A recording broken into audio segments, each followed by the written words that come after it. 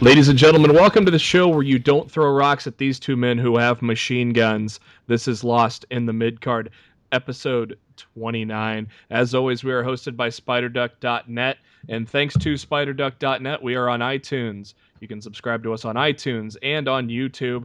You can get both of those links by going to our Facebook page, facebook.com/LostInTheMidcard. Go to the notes section, and you can subscribe to us there. Please make sure to rate us if you love us. Put some comments in there. Spread the word, because we ain't going anywhere. Is that right, Mr. Matt Black? We ain't a-going nowhere. My co-host, Matt Black, at Raw F Showtime on the Twitter. And Matt, how you doing here today? Better than I was earlier this week. It's been a rough couple days in the world of pro wrestling fans. So yeah, it's been a rough summer for our childhood idols, and unfortunately, another one of those idols passed away late last week in Roddy Piper. He passed away at the age of 61. The word is he died from a cardiac arrest in his sleep while he was at home in Hollywood. Obviously, he had a bout with cancer that pretty much, I believe, he had beat. So I don't know if maybe if the battles of that kind of got to him, or if as Flair said on this week's podcast, a great podcast on Woo Nation. He had talked to both Brian Knobbs from the Nasty Boys and Jerry Briscoe. For those in the Attitude Era, remember him as one of the Stooges, but of course he was a great wrestler in his own right back in the day. Yes, sir, Mr. McMahon. Oh, do you like a coffee? Oh my God, this was a great podcast. Have you listened to it yet, Matt? I have not listened to Woo Nation. Oh, it's good. I wasn't on board right away. I didn't think it would be good, but eventually I did tune in, and some of the stories Rick tells, they're pretty damn good. And they kind of put a tribute to Piper out and tell a lot of stories between Knobbs and then later on with Briscoe. So definitely a good podcast to listen to. JR also had a good tribute to Piper on his podcast as well. Celebrating the life of Roddy Piper. Roddy Piper was born in Saskatoon, Saskatchewan in Canada, and due to his Scottish heritage, he would come out with a bagpipe music and wearing a kilt. He was one of the most recognizable personalities in WWE history, thanks to headlining the main event of WrestleMania 1 as a wrestler and as a guest referee in WrestleMania 10.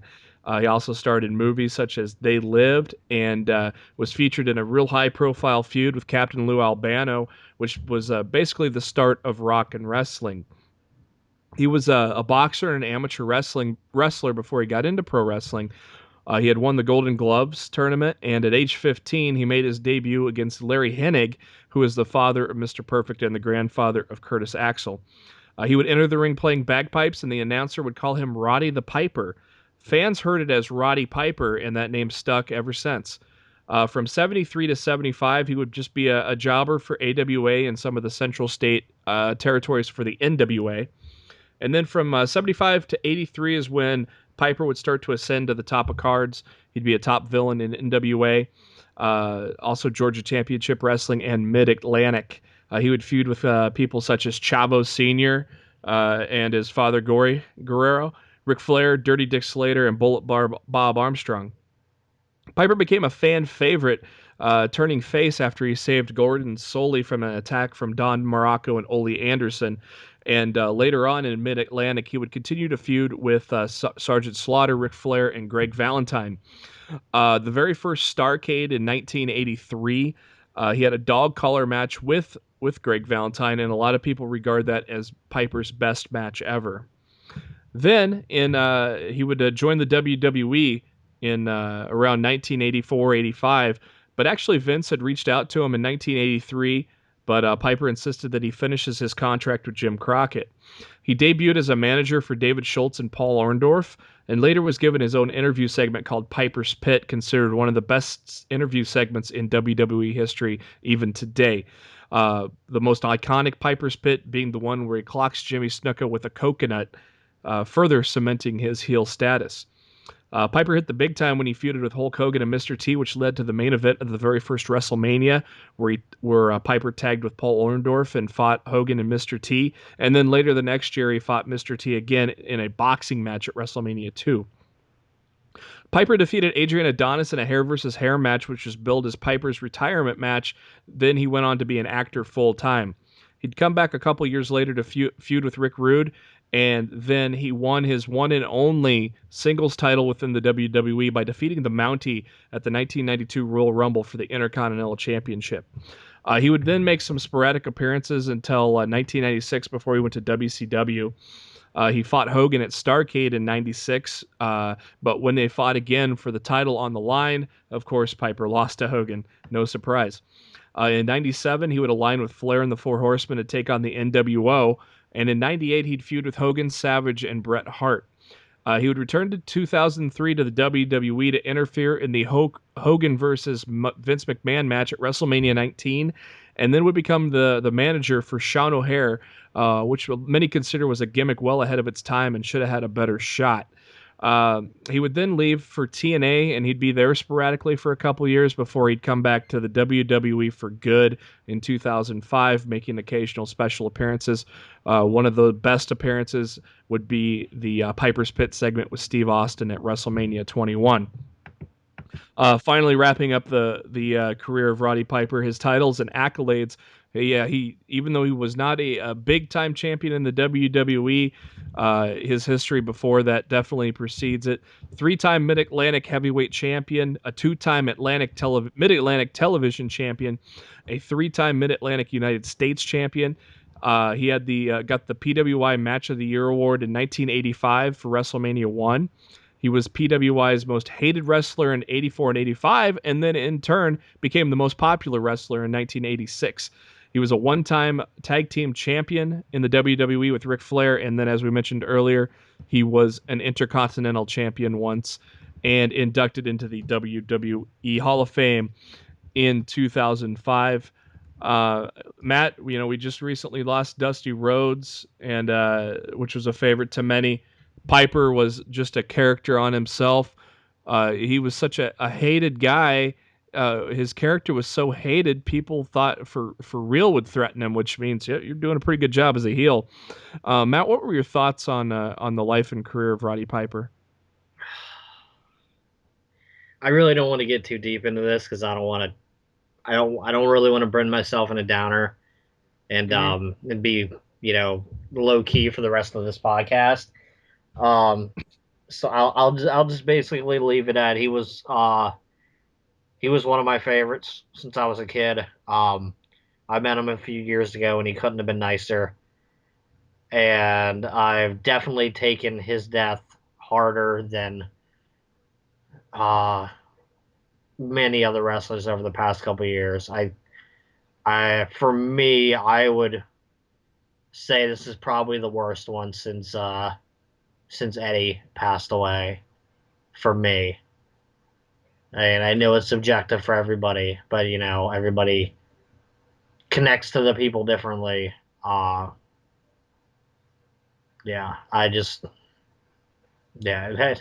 has not been a good week living in a world without Roddy Piper. Yeah, that's definitely true. I mean, he left a mark with many of us as kids, many adults, obviously, in that time as well, but also with all the wrestlers that he competed with all throughout NWA, Mid-Atlantic, and then WWE and WCW later on. Some of the great quotes. Obviously, Piper was one of the better talkers in the WWE. It was probably one of the first true heel talkers that was just a great talker. Many quotes that come from Roddy Piper. One of them comes from originally came from the movie They Live, and then he started, of course, using it on his own because it was so badass. I came here to chew bubblegum and kick ass, and I'm all out of bubblegum. Some other good quotes include, just when you think you know the answers, I change the questions, probably one of his most famous lines. Um, and of course, we paid tribute to Piper with the opening of the podcast, as that was also one of his famous lines where you don't throw rocks at a man with a machine gun. So, unfortunately, Roddy Piper gone way too soon at the age of 61. We transition to yet another possible Rotunda joining the WWE. PW Insider has reported that Mika Rotunda, who is the daughter of Mike Rotunda and the sister of Bo Dallas and Bray Wyatt, she has received a tryout with the WWE, and according to her Twitter bio, she's a woman of many talents, a broadcaster, writer, globe traveler, gym rat, foodie artist, and out of the box thinker. She's come from a wrestling family, and she has wrestling siblings. Matt, you got to think that it's in her blood. She's going to probably have a good chance to succeed, don't you think?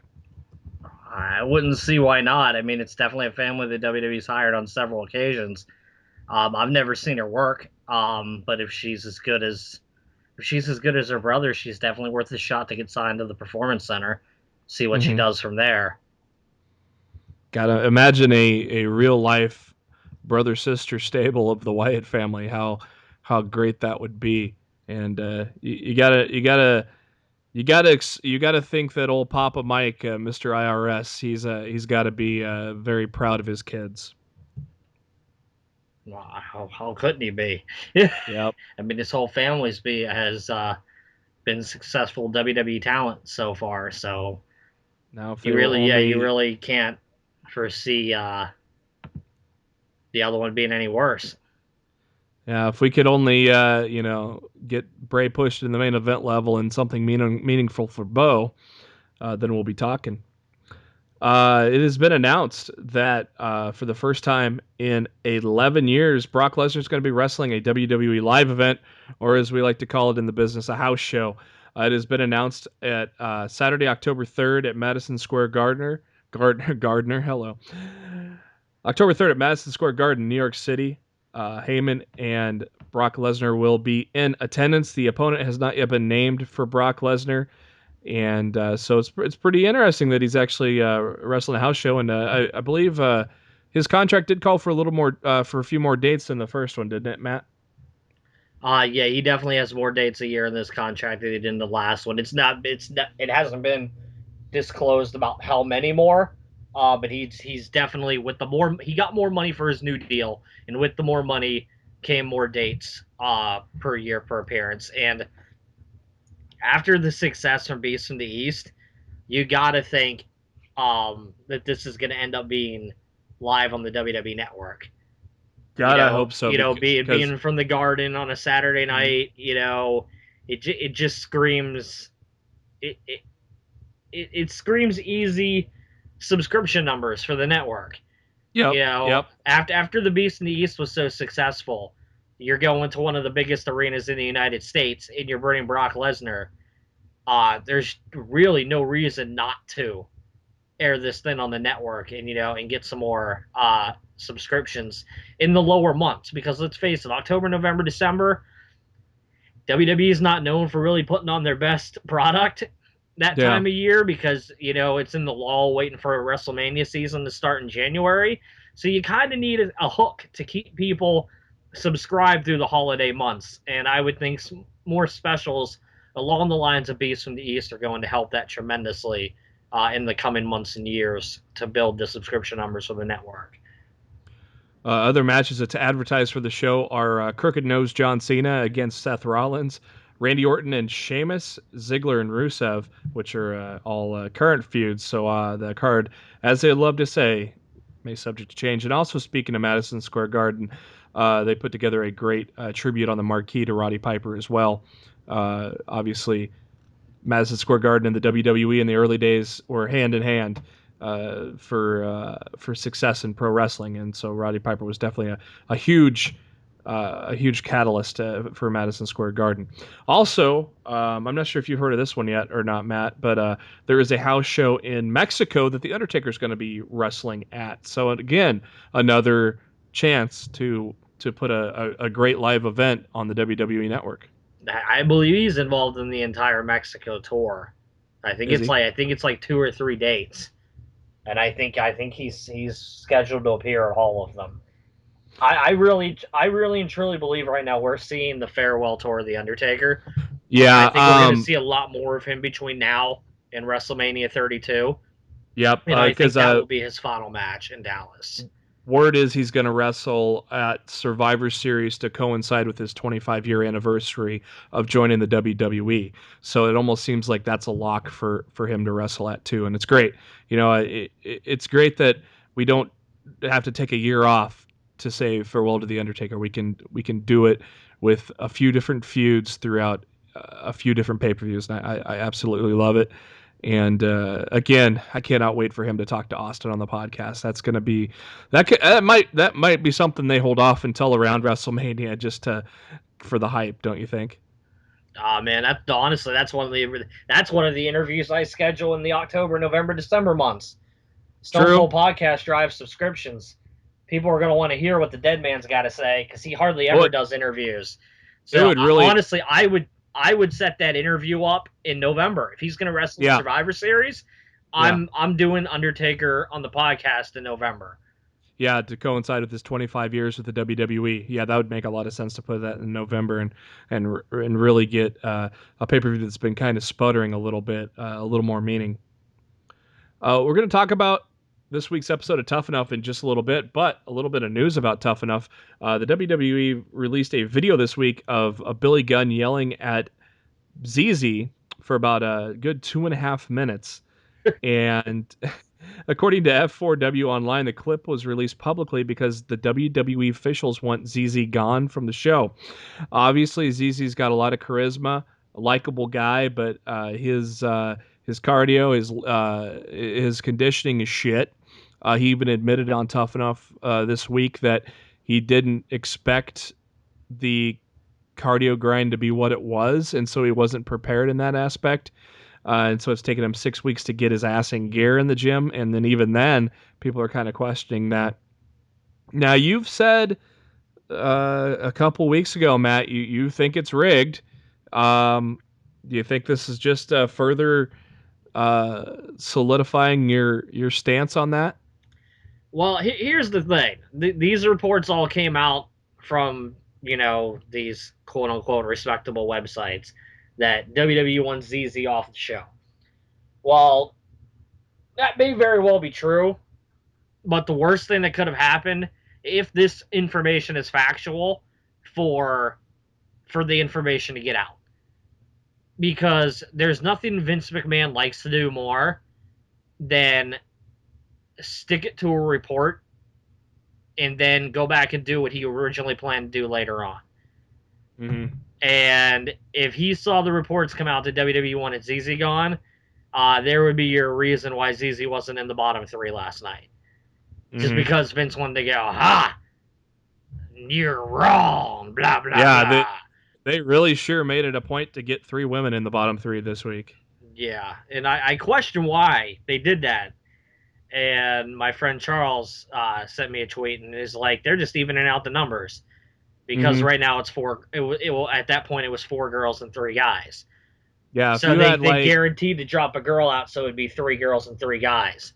Yeah, because if you had like Tanner and Sarah Lee and Amanda, I would say, well, I don't know. Amanda had really low votes, so if it was Tanner, Sarah Lee, and ZZ, Tanner would be gone, and then you just have Josh and ZZ competing.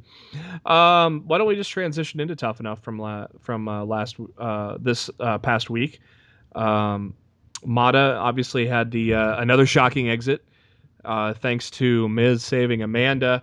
Mata had a fairly good 35 to 39% of the votes, but unfortunately, it wasn't enough to top ZZ, so he's gone. And of course, cut a very interesting promo on ZZ during Tough Talk. Um, I fully expect Mata to get a chance in NXT. I he's definitely. I think he's got the it factor, don't you think, Matt? Yeah, I would. I definitely think he's got the it factor. I don't think he. I don't know if he'll be superstar material, but he could be kind of. I mean, if they stick with the Egyptian thing, he could be a Muhammad Hassan type character I don't that know. They know that that won't go is out. not Hold the on. route they need to go in with him. Well, That's an Muhammad off. That's an Hassan, awful idea. a type of character that they PG though. I mean, nothing like what he did 10 years No, ago. the Egyptian pharaoh gimmick is a million times better idea than Muhammad Hassan. Well, it's almost kind of similar. It's similar. We'll just put it that way. Um, Miz tells Amanda that he hopes that him telling her that she's hot doesn't go to her head due to the fact that he saved her last week. And man, Paige was sure pissed off that he saved Amanda, huh? I loved it. Oh, she was irate. Miz was legit my hero 2 weeks in a row Oh my god.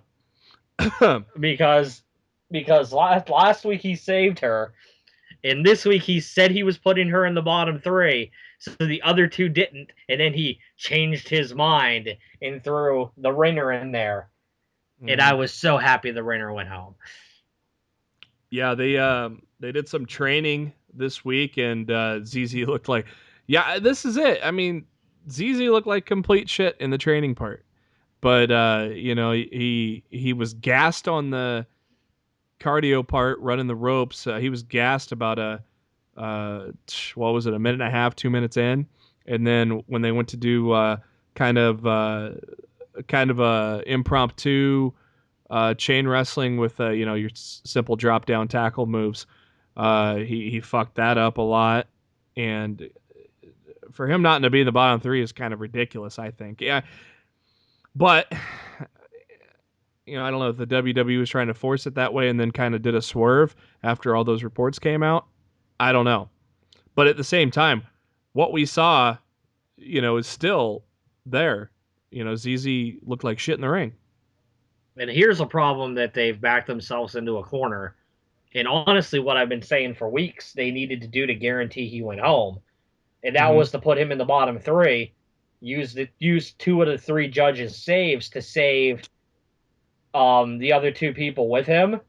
Yeah, you put like GG and maybe Josh, who's improved a lot. Yeah, and if they would have saved, if Brian and Paige would have saved both of them, ZZ could have been eliminated. Now the only person who has a save left is Daniel Bryan. So the best Daniel Bryan could do in a three-person vote is save one, and Mm. you don't know how the voting's going to turn out. So you But really put holy yourself cow, in a bad situation. wouldn't have that looked just as bad with this report coming out if they would have done that though? Well, at the same token, you question if they wanted to do that, Paige using her save this week. Don't get me wrong, I'm glad she did because I Yeah. definitely don't think Gigi deserved to go home. No. Um, but leaving Daniel Bryan with the only save left on the show, Now puts them in I a know you're puts them in a bad spot for the rest of the series in terms of getting rid of Sarah and getting rid of ZZ. And that's yeah. honestly, Now that's what they need to do. They need to somehow get rid of both of them, but they're ironically being voted by the fans more than anybody. So that's trouble. I think I already know the answer to this, but whose side were you on between Amanda and Chelsea in regards to Chelsea selling in the ring? Was Oh, it really that? it was absolutely not that was not what they were there for. You're there to go through the motions and learn the moves. You're not in there to supposed to be selling to impress the judges. They didn't ask for that. They haven't taught them that yet. For her to do that was honestly disrespectful to the coaches that were there, because she was trying to show everybody up like she was better than everybody else. Mm. I But isn't that what you're trying to do on Tough Enough? It's a not competition. not when you're not asked to. Yeah. There's a time to when you're messing with coaches as strict as Billy Gunn. There's a time to do something when you're asked, and there's a time not to do something, Yeah, and he did tell her to stop selling, and she and kept doing she kept that. going. But at first, I didn't. I think, hey, why not? But once Billy Gunn said quit doing it, yes, I agree with you there. And speaking of Billy Gunn, on the JR podcast, he says it's a treat to see Billy Gunn wake those kids up in the morning because Billy Gunn is not a morning person at all. So you gotta think Billy Gunn is fucking in a pissed off mood from minute one in the morning. I don't know many morning people, to be perfectly That's honest. that's true. Um. So, wow. All right. So we get to the. It's time to do our the theme of the week was teamwork, and they go to a firefighting training facility and are met by the current tag team champions, the Primetime Players. And both teams did pretty well in the exercise. ZZ did especially well. Anything that isn't in the ring, ZZ does pretty good at, I guess. But I think they did say that ZZ is a volunteer firefighter back home in Louisiana. So, uh, but both teams did pretty good when it came to the teamwork on something as serious as fighting a fire and saving someone in a burning building. So that was pretty Yeah. cool. I like that challenge. Sometimes they do some silly shit on Tough Enough for challenges and stuff, but I like that one. It made a lot of sense, That one and worked. yeah. Now here's something interesting as we get to towards the end of the show. Josh has lost 35 pounds. I didn't even realize that he's done that. Dude, he's a big guy, man. I know, and It's really hard to tell, especially when he's probably gaining more muscle mass. muscle tone, and muscle weighs more than fat. So for him to drop 35 pounds is extremely impressive. Hey, ZZ said he lost 8. Whoop de freaking do, ZZ. Whoop de God, how freaking good do. did Tanner and Josh look in the ring when they were Really going good, at it? really good. Wow, that looks I smooth. was super impressed. That was smooth. Who do you like? We all know ZZ's probably going to win, but who would you rather see win between Tanner, who has a lot of great physical abilities but not much of a promo guy, and then the bigger Josh, who seems to be able to put a little flair into the ring, even though he's not quite a personable guy just yet either. But he, you saw some of the touches he added that the coaches asked for him to do, and he did them, and he made him look well and not screw up the moves. So, out of those two guys, who do you like better as a pro wrestler? I think there's a lot more charisma on the side of Josh right Yeah. now. Um, Tanner might be more technically sound at the moment, but he's got the charisma of a brick. Um, Now, can he overcome of that? course he And can. But Seth yeah, Rollins and Ring of Honor couldn't talk to save his life. really. Tyler Black had zero promo skills, and So that was basically, his he big was. knock when he got signed to the WWE. Everybody And was look like, how "Yeah, Tyler Black's a great wrestler, but he can't talk," and he's become and one of the best talkers in the industry now. So yeah, yes, he can and they overcome it with practice and years of hard work. that's a good um, example right there. Yeah, and on top of that, everybody was like, "Oh, Seth Rollins is going to be the face of the Shield, and Ambrose is going to turn heel." And look how good Seth Rollins is as a heel promo guy now. Yup. It's time for the bottom three, and as we said before, the ladies are all in the bottom three to even things out. And do to do Do. and do to do. Yes, I didn't that's know my do was in the bottom three. do to do. Yeah, yeah. Damn Do that to do do. I was pulling for her. that's the nickname of Sarah Lee, I think. Sarah Lee, Gigi, Chelsea are in the bottom three. I was trying to find who put who in the bottom three, Oh, but I Daniel Bryan put GG in. Paige put Oh, Sarah Lee in, and Miz put Chelsea in. Daniel Bryan put Gigi in because he didn't like how she made a big deal of getting dropped on this. Almost dropped on her damn head. Yeah. And honestly, Uh, I don't blame her at all for how she acted. Especially with the way the trainers reacted. Being new at this and not knowing, I would have been scared shitless too. mhm. Ask if Miz already used a save. Blew his wad his first week there. Asked Daniel Bryan if he wants to use the save. He says no. They asked Paige if she wants to use her save, and she says yes, she wants to save Gigi. So now it's down to Chelsea and Sarah Lee, and Chelsea gets 22% of the vote. Sarah Lee a whopping 53%. Gigi only got 25%, so that's a little shaky if she gets in the bottom three again. No, But no, you got it backwards. Gigi had 22% of the votes, and Chelsea had oh, 25. oh, If Paige had not saved Gigi, Gigi would have gone home. and you would have quit Tough Enough. I no, because Amanda was still there, so I wouldn't have quit Tough Enough, but I would have been furious because God, I mean, that's 3 weeks in a row that people went home that shouldn't have gone home. Amanda'd make a great heel because she annoys the fuck out of me. I don't. Dude, she has that it factor about her, She has and that. she's learning relatively quickly. Uh, It can be found in a 5-letter word containing int. I'm not even going there, JB. Oh, I did. The So you look, don't the have. fact that she's gotten on your nerves says that she can come to the WWE and be a great heel. That's what I just said. Because you have to keep in mind what What we're are you the are what you we're, the Byron Saxton of my JBL? I just said that. yes. Look, shut up. What you have to keep in mind is what we're seeing on Tough Enough is basically a cut up 30 minutes of a week of their life.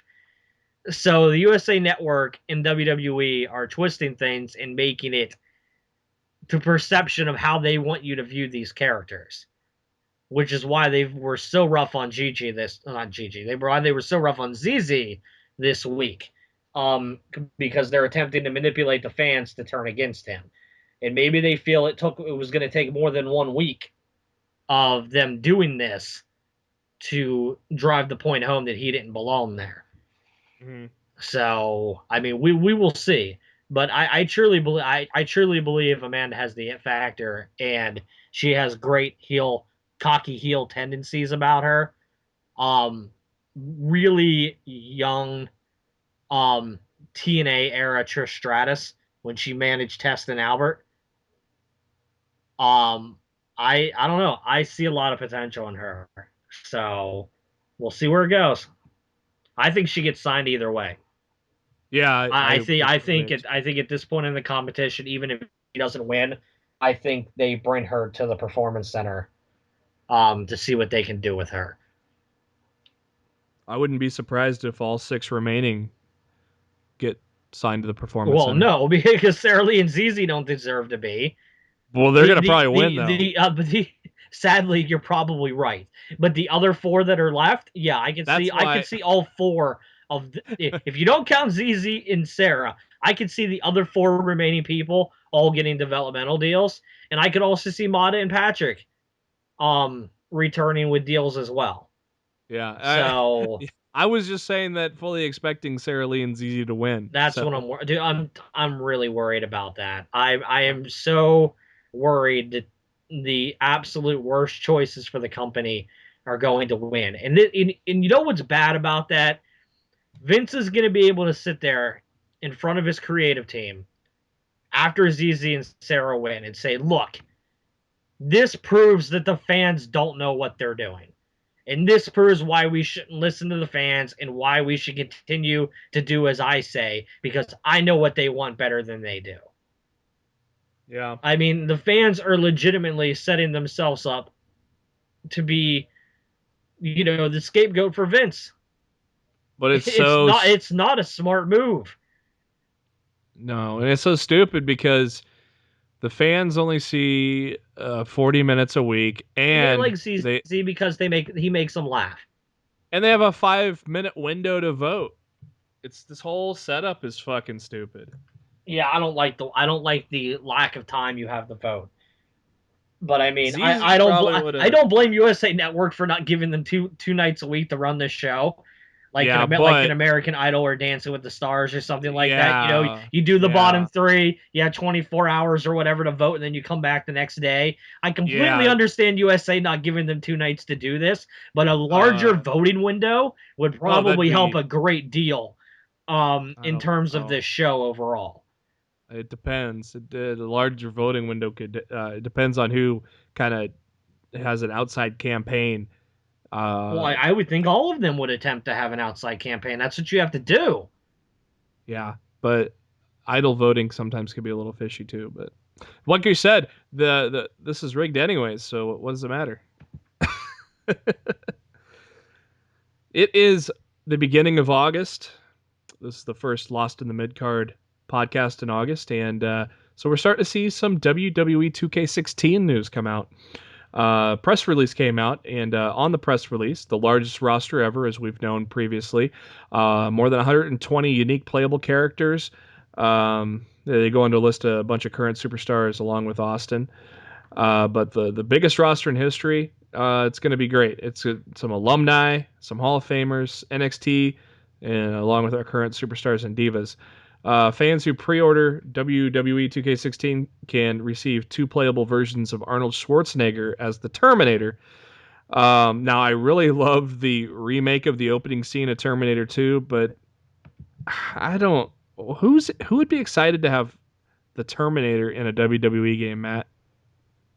I just don't see it. It's a terrible decision. But I mean, really, they didn't have much choice.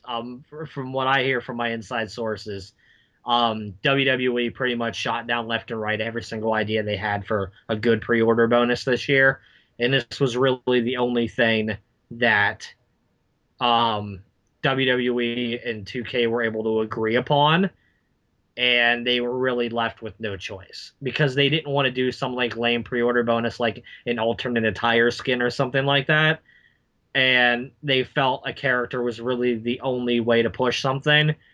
Why not toss a So Blu-ray in there, so a I Blu-ray or a DVD? I mean, yeah, but I mean shit. that when everybody with everybody going digital anymore and all Well, the digital digital then. There you go. pre-orders that doesn't help. So yeah. 2K Showcase, which is the franchise's story-based mode that returns, enabling players to relive iconic matches and moments in WWE history, and unlock objectives and unlock legendary characters, entrants, and ring gear, match types, and unlockables. As of course, on all WWE video games, there is a shitload to unlock and a lot for you to do, which is great. My Career, which is the career-driven mode, which now in its second year. You'll see players define their legacies by making critical choices while rising through the ranks of NXT to WWE to earn a spot in the WWE Hall of Fame. Have you heard anything that's different with My Career this year, Matt? Or they? Just what they've listed so far. I do know when you become WWE World Heavyweight Champion in 2K16, career mode doesn't automatically end. So that's a step in the right direction. Yeah, Hopefully it will be a lot better than that. I do know that like the sheet said, there's going to be interviews and storylines and in better rivalries and tag teams and stuff like that. They need storyline variety to keep it interesting. Every month of yeah, and I don't have anything for you, wrestle a dark match and get back to me next yeah, month is just it's really lazy, annoying. And lazy. yeah, well it's certainly lazy. So Hopefully the personality-driven interviews have a lot of branches to them to maybe spice things up. That'd be great. The Creation Suite, building on last year's foundation, the WWE 2K16 Creation Suite deepens the player's arsenal with new feature options, including Create a Diva, Create a Championship, Create an Arena, Create a Show. Key improvements have also been made to existing fan favorite offerings, including Create a Superstar, Create an Entrance, Superstar Studio, and Community Creations. WWE Universe, the 2K16 game, is going to make core improvements to the stories, rivals, and match card selections. In addition to the first time, superstars can be assigned to multiple shows, enabling the players to have a broader experience. I just wish they would have online universe, Matt. Everybody I talk to, that's like If they don't have this, I'm not buying the game. Okay, here's the problem with online universe. Back um between WWE 12 and WWE 13, the plan for 13 was to take universe mode and take it online. Um, but I'm sure you recall as well as anybody the online disaster that was WWE 12. WWE 12's online was so bad and so messed up that they decided to scrap online universe altogether. So the problem is until they get online fixed, which they're claiming it's been quote unquote overhauled this year, you don't want to put a mode on there that big and have it not work. So Yeah. honestly, at this point, 2K needs to get online right first. And when 2K gets online right, I would love for them to go back to the well and bring an online universe mode to this franchise because I feel there would be a ton of replay value there. Mm. So we shall see. Yeah, I could see what you're saying there because I mean, history with their servers have been just as shitty as the NBA 2K servers. So yeah, I don't know. There's we think there should be a way to do it but we'll have to you know just have to wish and hope. Soundtrack players can customize their in-game music through the addition of superstar entrance music to the jukebox, and additional in-game music will be announced later throughout the year. Gameplay improvements. They'll build upon last year's foundation, including enhancements and innovations based on critical consumer feedback, and deliver the strongest gameplay experience to date. There are improved controls. Yeah, the controls and move library were overhauled to cleanly separate strikes from grapples. This change provides players with more control over the exact type of attacks they want to initiate in every situation. The game also includes new attack positions, such as seated, to increase options for how players attack while experiencing greatly improved attacks outside the ring and near barricades. Opponents will now react more accurately to their environment.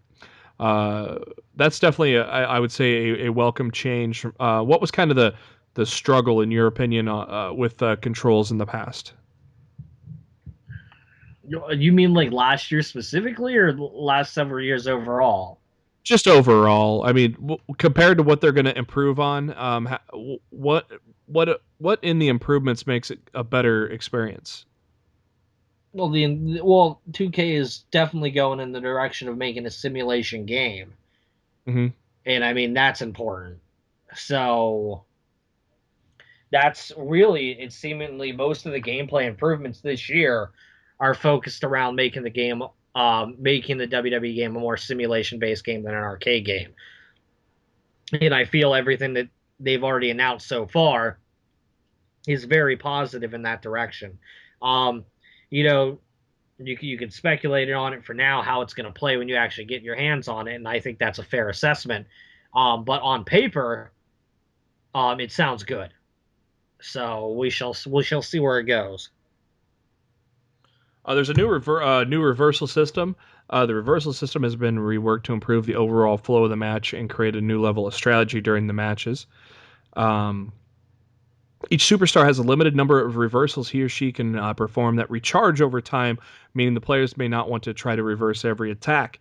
Matt, I didn't mind the reversal system in the past, but the way they're doing it here, adds a little more strategy to it, I think. Yeah, I mean, in this comes back to right like what just like I said about the simulation. Um, most of the games over the last few years have been, especially when you're playing against a human opponent that's good, it's a reversal fest. And if you're striving to be a simulation game, how many reversals do you really see in a complete match nowadays in WWE? Maybe five total, if that. Um, maybe somewhere between 5 and 10. I would, Hmm. if I'm being generous.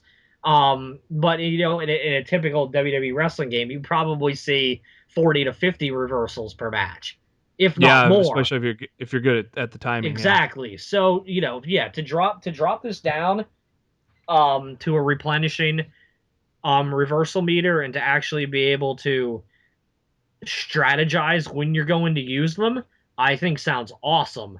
Yeah. And I can't wait to find out what they're gonna do there. Yeah. It's as I said, it's one of those things. It sounds really good on paper, and I'm really excited to mess with it for myself and see how it goes. Yeah, exactly.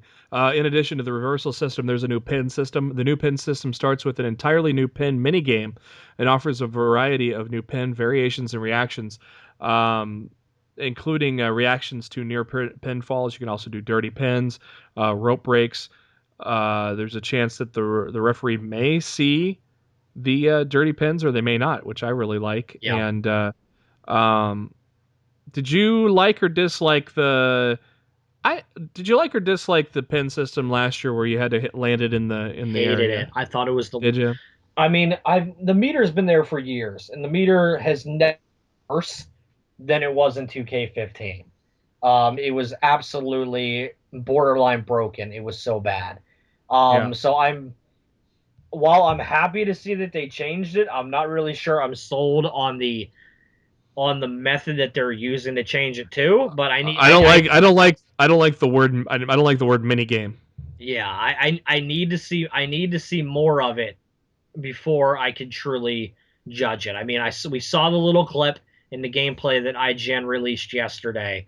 Um, but I really do need to see I need to see it more of it in action, and I need to mess with it myself before I know if it's a true improvement over what we had last year. But Yeah. honestly, at this point, I feel like it can't be any worse. Now if they So go now mini by a mini game, if they go like the route of EA MMA, before they got the UFC license, they had EA MMA around 2010, 2011, and that was with the Strikeforce roster.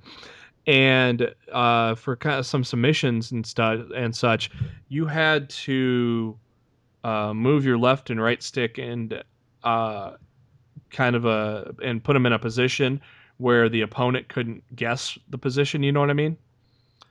So they had if the opponent kind of matched where your positions on the sticks were, then it would force you to tap out something like that. Maybe something with the sticks and rotating them. Maybe might be something good if it's put together well. Um, I liked the idea of the pin system last year, but once you got that bar so low, uh, it was impossible to kick out. yeah, And then always having to hit two finishers to get the computer to pin too was I thought kind of ridiculous. But hey, I guess that's the way the WWE is now anyways. Everybody's kicking out of finishers all the time. So I guess maybe the video game was ahead of its time. maybe so. Chain wrestling, new positions and attributes allow players to distinguish superstars from one another. Um, there can also be ties during the lockup. During the tie, there's just a clean break. It sounds like they're really working to make the gameplay not seem like the same shit over and over, which is great. Working holds. Working holds are new to 2K16, provide the players a way to regain stamina while depleting their opponent's stamina. Just like in WWE programming, working holds are a way to collect oneself in the middle of the ring while and prepare for the next plan of attack. I love this that they're adding this because it is truly a part of a wrestling match. Yes, absolutely. It's a very big part of Randy Orton's repertoire. Yep. So And old school. You know, there'd be a lot of times where somebody'd be worn down on the mat for a good 5 minutes straight in them old school matches, you know? yeah, Improved AI. 2K16 sees big improvements for the AI for superstars, refs, and managers. For example, a manager now can emerge during matches by either to distract the referee or get his attention to help out in the match. In addition, significant changes have been made to match-specific AI, including tag team matches. More match types. Many match types have been added to 2K16, including ladder, handicap, and tornado tag matches. Uh, those weren't in last year. um, yes and no. They were in last gen's build, and some of them were found as you played through universe mode, but actually being able to select them as an actual exhibition type matchup or to select them yourself as a match type in universe, they weren't there. Oh, okay. So, and nobody even really knew that they weren't there until the game launched. So it was special. Dynamic entrances with improved presentation flow for matches. Players are now able to take control of their superstars during entrances and have the option to attack their opponents before a match even starts. I like that because I think once you see an entrance in the game, and then you just kind of want to button through. So I think that kind of to adds some meaning to it instead of just having something to button through. Oh, absolutely. I mean, it brings you back to the days of Raw 1 and Raw 2 on the original Xbox. Oh, You could go out there. It was one of the best things about those games. Period. You could interrupt the guy's entrances and just kick off the match right away. yeah. That bringing that feature back on next gen, I think it's gonna look really freaking cool. I'm very much looking forward to that. Especially like, for example, on a recent Raw when Roman Reigns interrupted Bray Wyatt. Yeah, Something like that. yeah, That'd be exactly. Stuff like that will be great. So you're only limited to what 2K's imagination put out there. So I'm hoping we get some really cool animations and stuff out of this. I can't remember if it was the. I think it might have been the game or the Nintendo 64 days when we were playing WrestleMania 2000, and you could control the arm movements or whatever on entrances. And I'd always do the old John Travolta disco dance with the arm. So hey, now I can create Disco Inferno. My God. Glenn Gilberti will be proud. Additional improvements: 2K16 has an improved submission system, vast number of new moves to create, and an even more engaging experience. It sounds like they're really going hard on trying to make it a varied experience from match to match, which is great. Um, and then overall enhancements, including a new commentary team. For the first time, we'll have a three-man team with JBL joining Cole and Lawler. They said thousands of new lines were recorded, and primarily in side-by-side studio sessions, which is great because you always can feel a disconnect when they're recorded separately. Visual upgrades, which no doubt that's something that's always looked at for every game that is a yearly title.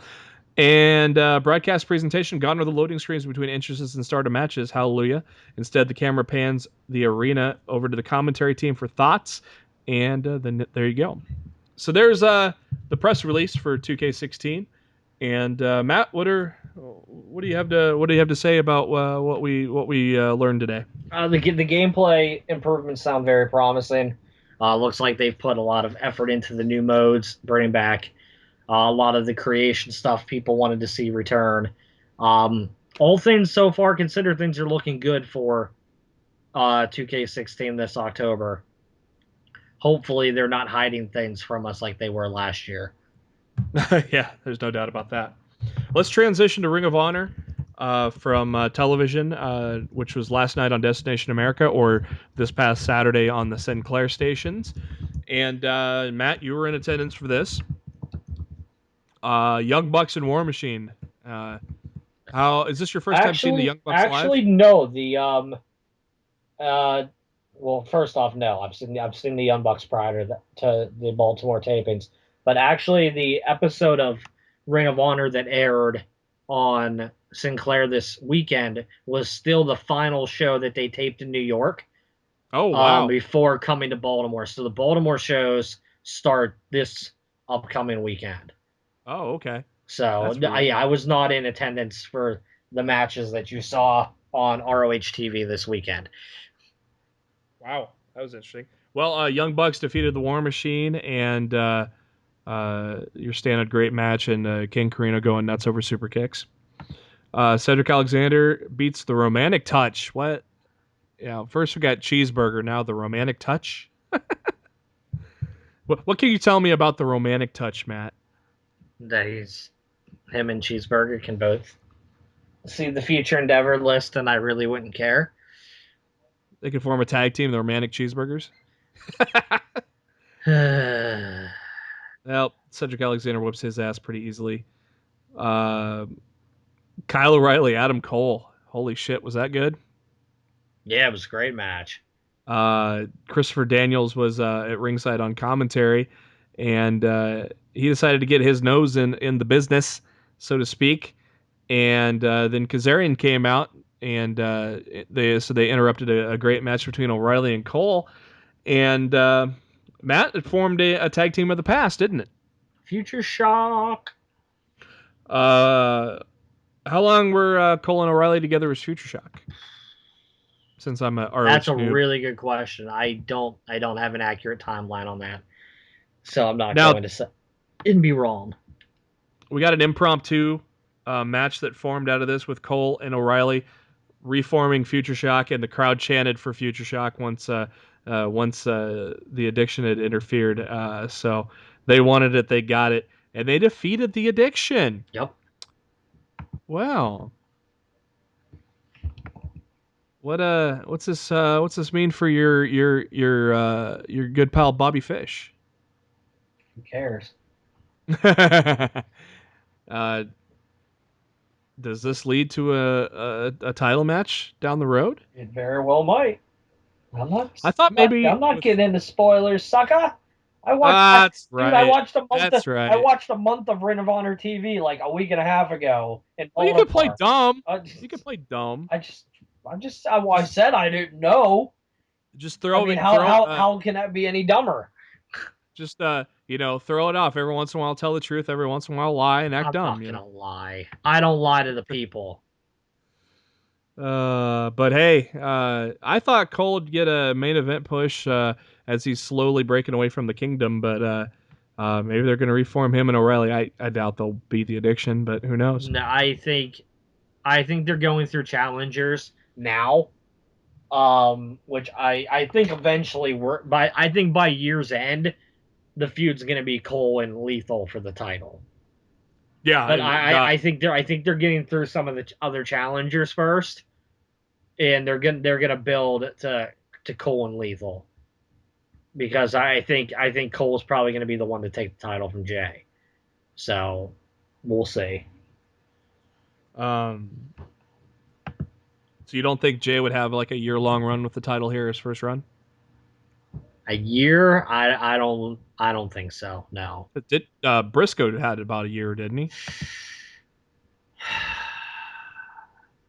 I don't know, because he had the title and then he got stripped because he got hurt and he left the company for a while, and then he came back and he won it back. I don't know. Honestly, I don't remember how long he held the title for. Taz's podcast, they did their kind of their fantasy draft top 10 with Mike Tenay and their producer Seth, and they did a top 10 entrance musics. And what's your favorite Ring of Honor entrance music? Ooh. Of all time? Now, right now. Ooh.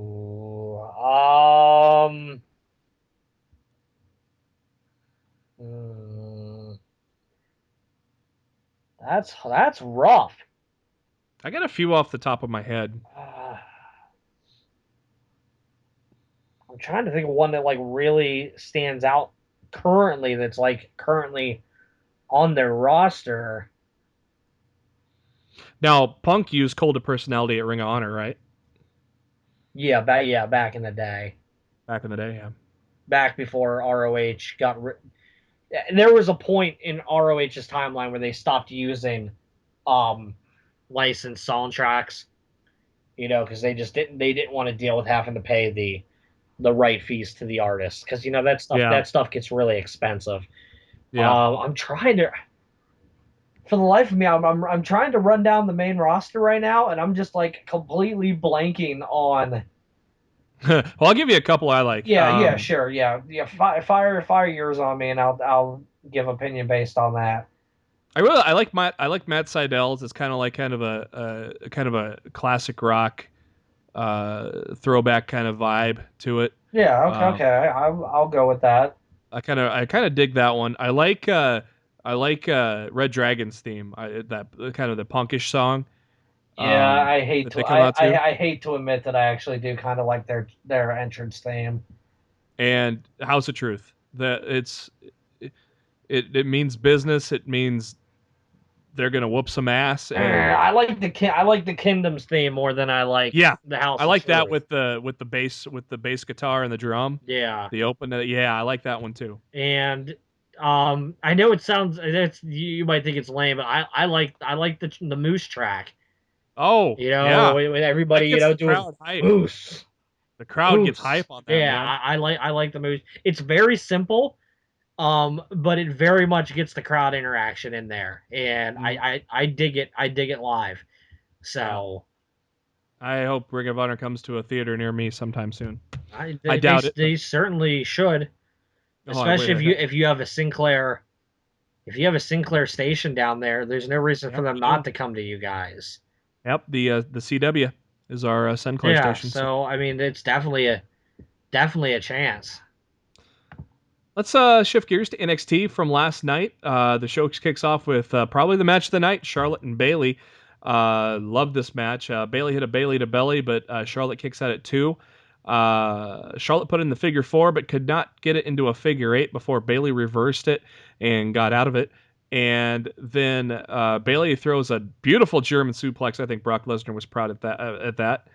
And then a Bayley to belly off the turnbuckle. 1, 2, 3 over Charlotte. So Bayley has been on a hot streak right now. And but Matt, you like that as match tonight, or do you like the main event better? Ooh, I'm gonna steal I your line. like them I'm both gonna a lot. steal your line. You put me on the Little column spot there, A, brother. little column A, little column B. I'm Yeah, gonna steal your I line because column okay. B was a I, great I was match. not I was not prepared to pick a favorite there. No, It's like picking children. I liked them both quite a bit. Okay, I definitely thanks. felt Yeah, Bailey's victory was probably a bit more surprising than yeah. Joe's victory. Thanks for the easy But way. By the way, huh? I said thanks for taking the easy way out and not picking a favorite. Shut your face. Super Michael cute. Cole, Michael Cole just likes getting tortured apparently because he keeps interviewing Kevin Owens. Um, Best part about this one is Kevin Owens drops the man's man line back when Regal's a man. I don't think many people are going to get that, but those who do probably got a good chuckle out of it. Did you get a good chuckle out of it, Matt? Yeah, I thought it was funny. It's an inside jab, and if you're not a Yeah, longtime fan, you're just gonna completely gloss over it, and not even get it. So I mean, it's good stuff. I popped pretty. I popped pretty heavily. I went out. I let out like a ah when he said that. And then of course Cole says, "Do you think you can defeat the Demon at Takeover?" And Owens walks off, tosses microphone in Cole's lap, and for some reason Michael Cole looks all surprised that Kevin Owens would walk out on an interview. Hello, you've only interviewed him half a dozen times. Hey, time for your favorite part of the show, Matt. Full fit. Bullfit, a new video. I dug it. I dug But the two-parter tonight. just the first part. We didn't get much out of the first part. We will get to the second part in just a bit, which is even better. Baron Corbin fights Jesus De Leon. Um, yeah, it was an epic Iron Man match that lasted about 20 seconds. Bayley is in William Regal's office. I will go back to Baron Corbin, man. Seriously, man. Throw the end of days. Pin him. 1, 2, pull him up, and then beat the fuck out of him for 5 minutes. That's what you need to do with Baron Corbin. Bayley's in William Regal's office, and she says, "Well, I've been on a roll lately. I deserve a title match at TakeOver." William Regal goes, "Well, you have been deserving, but we're going to give you one more test." She's going to face Becky Lynch next week on NXT. The winner gets to face Sasha Banks at TakeOver. So, again, something great to look forward to next week on NXT. I'm sure Becky Lynch and Bayley are going to tear the house down. Tyler Breeze, it's been a while since we've seen Tyler Breeze wrestle. He fights Aaron Red Solo Cup, I think is his name. Basically, a Baron Corbin-like match, beauty shot and pin. And William Regal comes out to announce that Jushin Thunder Liger is going to be his opponent at TakeOver. I think much to Tyler Breeze let out a nice little grin, like, "Yes, finally, I got a little competition." And if that was not a good reason to watch TakeOver coming up here in Brooklyn, Uha Nation shows up in a promo, and he has a new name. He is going to go by Apollo Crews, and he's going to make his debut at NXT Takeover Brooklyn. Already making a great card, even better to get to see him finally in action. And Matt, you said you haven't seen him in action before? Uha? Yeah, or have you? No, I have. I went and looked Oh, up. you have? Okay. I went and looked up some of his stuff. And they, He's good, man. yeah, He's very impressive. I think people are going to be really I think people are going to be really surprised. People that haven't seen him work before. I think people are going to dig it. yeah, and they did a little demonstration of what he can do in the ring also during that little vignette. Another interview of Finn Balor, and just basically kind of hyping up the title match at Takeover. Dash Wilder and Scott Dawson, fresh off of their upset victory over Enzo and Big Cass last week, they faced the Hype Bros, and we haven't seen the Hype Bros in a while, so we need to get them in NXT a little more often. And based on the what they called, Rich Brennan called it the Rough Rider, but it's actually the Hype Rider, as Mojo Rawley called it out right before they did it. So basically just Mojo setting them up, and then Zach coming off the top rope, hitting the leg lariat. So Hype Bros win. They defeat Dawson and Wilder. Dawson and Wilder kind of get the heat back by attacking them after the match. Are we kind of seeing the same kind of direction in the... Well, I was going to ask if we're going to see the same kind of direction that the WWE Tag Team division is going, where a multi-team match, but Regal, right after that, said the Vaudevillains are going to get their rematch against the Sweet Boys at TakeOver. So, Yeah, wasn't thrilled with that decision. There were some people speculating on my timeline that maybe Enzo and Cass are being brought up to the main roster, and that's why. And yeah. they might debut them the night after SummerSlam in Brooklyn on Raw. Oh, is that where Raw's at too? Yeah, Cool. yeah, it's 3 nights a row in Barclays. Oh, they're all in Barclays. Yeah, they're all in Barclays and for NXT, SummerSlam, and Raw, all in the same arena. So everybody that works at the Barclays Center are going to hate WWE and its fans by Tuesday morning. These goddamn fans. Yeah. So, but I mean, honestly, nope. that would be a great idea. If you think they're ready to come up and join the tag team division, I'm not really sure that they are. But if they are truly ready to be brought up, yeah, there's no better city to bring them up in than in Brooklyn. Well, Enzo needs work in the ring. Enzo needs work in the ring, but he definitely does not need promo work. Yeah. Cass needs promo work, but he doesn't need work in the ring. I think Cass is good in the ring. I saw somebody say he kind of looks like a young Kevin Nash even in the ring. Just hope he doesn't tear his quads. Not touching that one. Matt, it's time for your favorite part of NXT. Bullfit Part 2. Don't bullshit the bullfit. Bull Dempsey takes a look at his. You don't put that on a t-shirt, please. Bull Dempsey takes a look at the his video from last week through his cell phone and didn't like what he saw, so he decides to get serious and goes to the Performance Center, where you see some kind of familiar faces to those who know who signed to developmental deals. I didn't recognize everybody. I did recognize the girl. Her name just completely... I had her name on the tip of my tongue, and it just slipped right out. Daddy-O. Daddy-O, yeah. Giovanna, I believe. Giovanna Daddy-O. Yeah. I didn't recognize the other guys. Great. I loved it. I loved the segment. It was great. That was great. Honestly, they're letting him showcase his personality. And he's got one. Yeah. Honestly, this is the best in the... Stuck in a rut when Kevin Owens came in, because I'm not bashing Kevin Owens. Don't take my next line the wrong way. But no, but Triple H thought to himself, we got the athletic fat guy now. Yeah.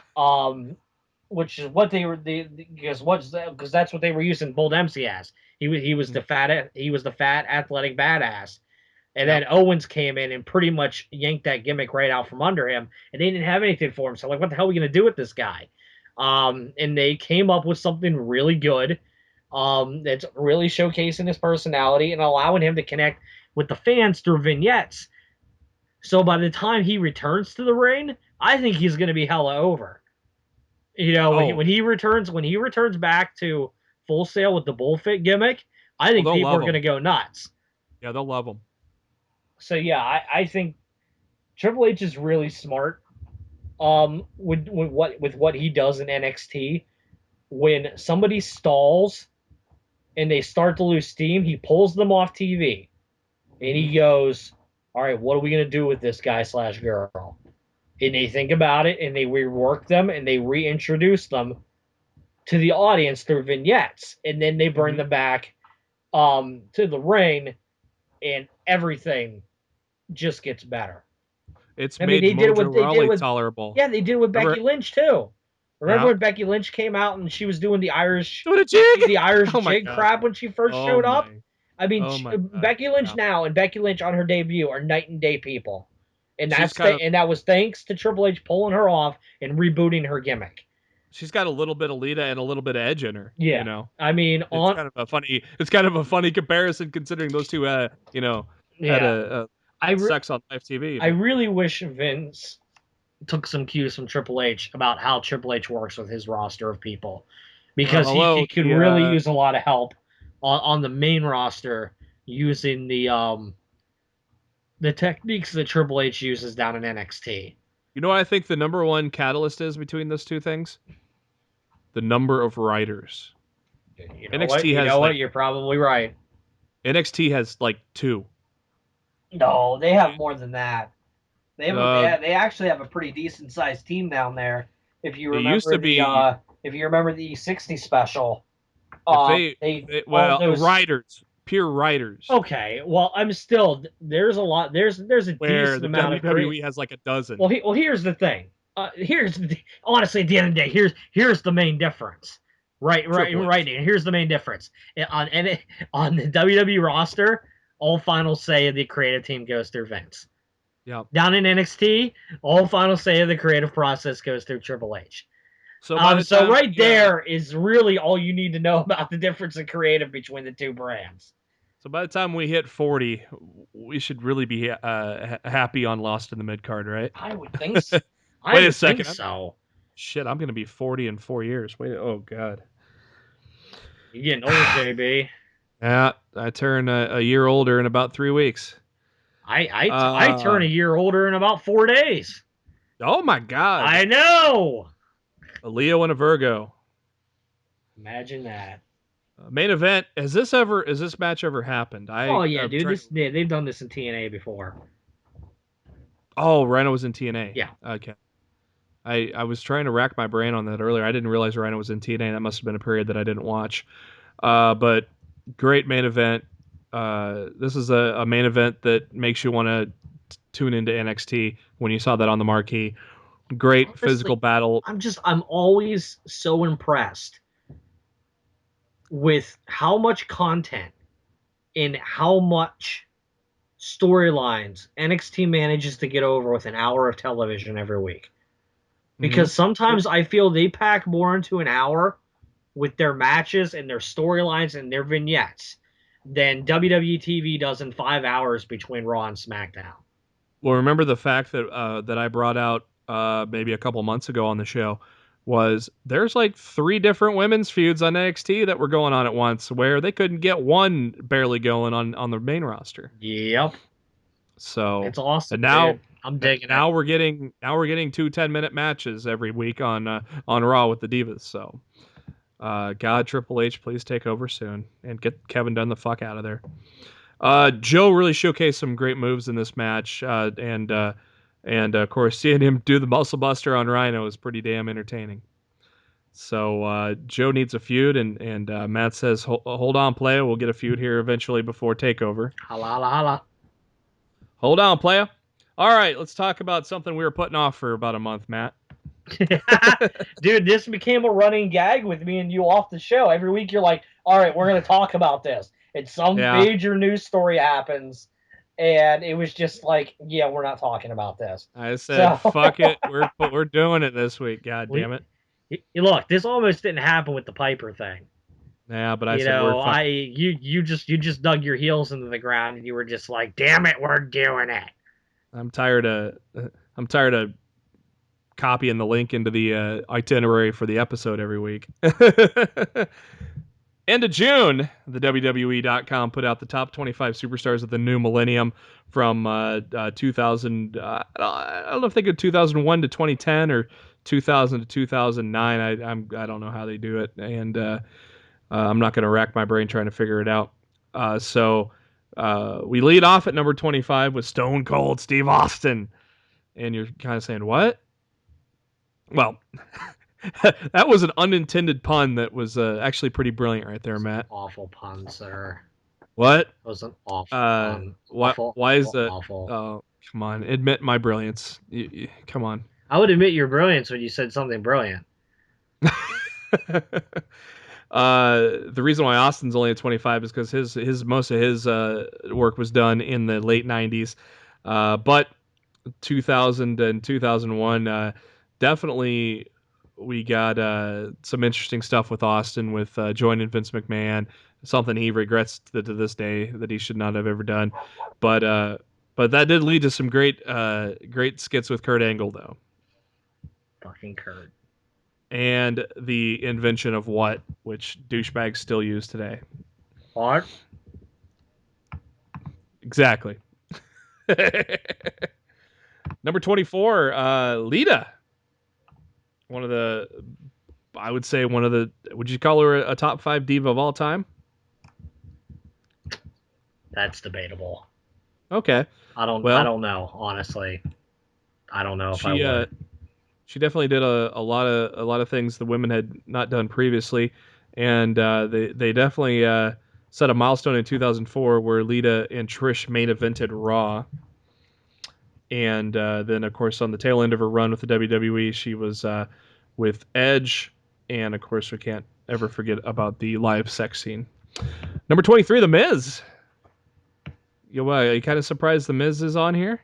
Well, he is pretty awesome. He is awesome. But they used him pretty shittily after he won the title and dropped it.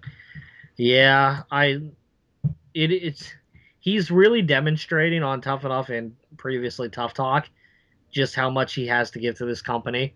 If the WWE just let him be himself instead of the character that they try to force him to play. Shit, the fans at Full Sail cheer him. As they should. They should. Number 22, Booker T. Booker T got himself the world title. Could not break that barrier. I'm still amazed, Matt, that there's never been a black WWE champion yet. Well, the world heavyweight champion, but not I mean, you can count I guess you can count The Rock. Yeah, I guess that's the closest. It's the closest thing you could say. So maybe Apollo Crews will be the first one. You're stretching there, brother. Hey, he's awesome. You know, he's good, but I don't know if I see him as WWE World Heavyweight Champion. Booker T was the World Heavyweight Champion, also won King of the Ring, and definitely did a great job as King Booker. Number 21 is Trish Stratus, arguably one of the greatest women wrestlers of all time. And basically, she's only 21st on the list, I think, just because she left the WWE in 2006 at the top of her game, which is something you gotta admire for her, as she doesn't just stick around to stick around. But Trish Stratus, definitely one of the best divas of all time. Yeah. Number 20, Jeff Hardy. If this guy could have just gotten out of his own way, he probably would have been much higher on this list. True story.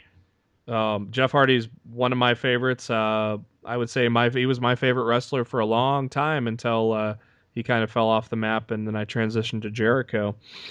But you know, he got his own way too many times. But at least they did put the title on him a couple of times. Some great feuds with CM Punk, and hopefully he get his shit straight and decides to make one last run with his brother at WWE. That'd be great. That would be great. Yeah, absolutely. Number 19, a personal favorite of Matt's and mine, Eddie Guerrero. Eddie was, not much you can't say about Eddie that we all don't already know. A great heel, kind of transitioned into a cool heel, and his work in the ring was second to none. He was amazing. Number 18, The Shield. So I guess they're.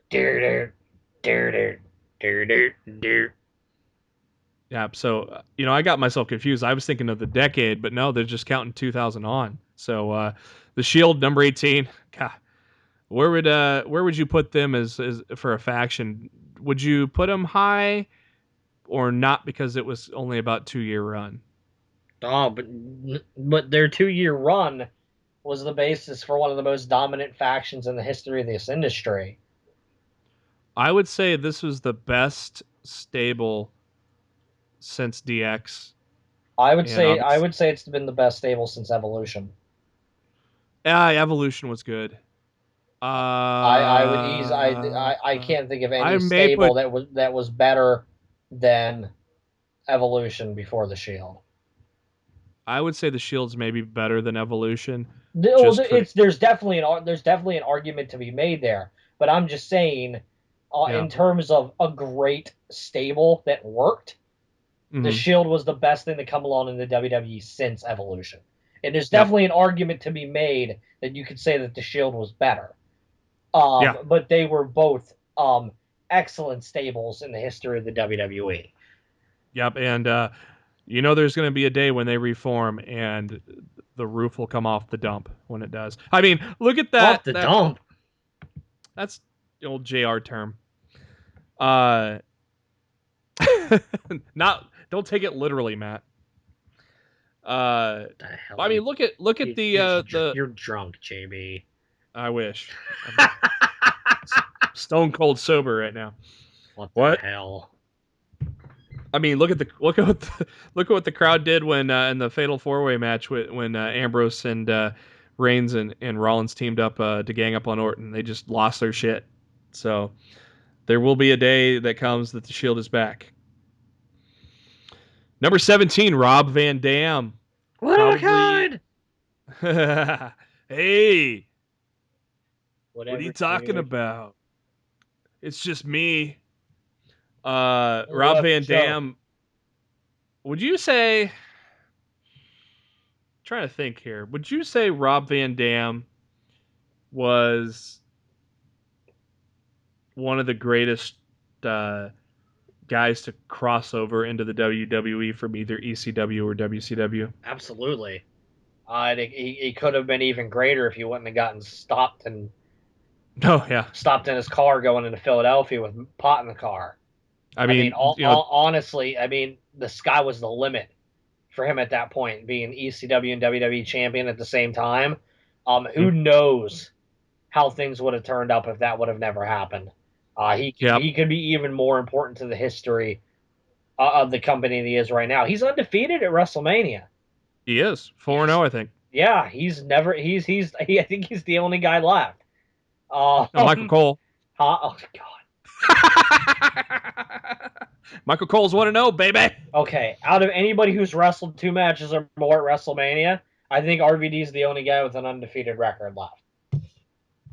Um, and he'll probably be back. But of course, as of past couple of 3 years, Rob Van Dam's just basically been there to put over the younger Well, talent. But he has a WWE contracted deal. He's just like Jericho. he's just like Jericho. Mm-hmm. So, but yeah, because I mean, would you really say anybody from WCW outside of Booker T really made an impact coming over? I mean, and I'm talking about guys that have established in the previous job, well, I mean, established in WCW. And Goldberg did have a title run. Yeah, And but it was so. I mean, he was only there for a year. Yeah, But I it's mean, too short of he a. did have a title run. He did beat Brock at WrestleMania 20. So he honestly wasn't there long enough for WWE to No, truly hurt his legacy. And RVD's basically been with the WWE almost 14 years. So Wow, 'cause he plus, had that TNA run in the middle, yeah, that's right. A couple years in between, kind of like Christian unfortunately. Cage. But yeah, Rob Van Dam, number 17, great guy. Yeah, he's a Number dude. six, He's an awesome guy. He really number is. 16 cracks me up, Matt, because I think this is just a slight. CM Punk. Dude, honestly, I'm shocked they put him on the list at all. Yeah, Honestly, the but ultimate slate would be to leave him off completely. shouldn't he So be top 5, top 3? We'll see who. there's an argument to be made that he didn't really pick up steam until the last 2 to 3 years of his WWE run. I mean, he was there Yeah, since 2006, but to what, WWE was very intent on making him tread water Yeah. for a very good amount of those years. So I honestly I can understand the placement Okay. um You sold me. of what they chose. Honestly, the ultimate slight would have been not to include him at all. So I'm glad he's in. I'm glad he's on the list. Why are you being I'm laughing. Why are you laughing?